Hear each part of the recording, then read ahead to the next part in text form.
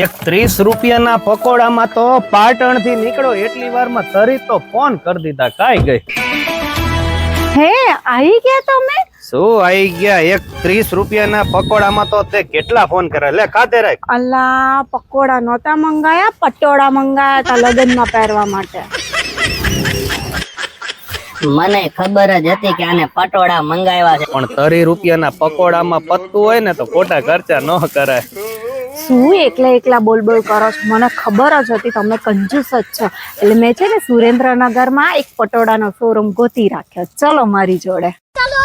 પત્ની કહે એટલે જવું જ પડે. પહોંચી ગયા સુરેન્દ્રનગરના જવાહર ચોકમાં સ્વામિનારાયણ મંદિરની સામે શુભમ સારીઝ એન્ડ ડ્રેસીસમાં. હવે મારા બહેનોને પાટણથી પટોળા મંગાવવાની જરૂર નથી. આ તમને અહીંયા એક જ જગ્યાએ પટોળાની સાથે પણ લગ્ન ગાળાની સિઝનને લગતી કોઈ પણ વેરાયટીઝની સાડીઝ કે ડ્રેસીસ જોતા હોય તો બધું અહીંયા મળી રહેવાનું છે.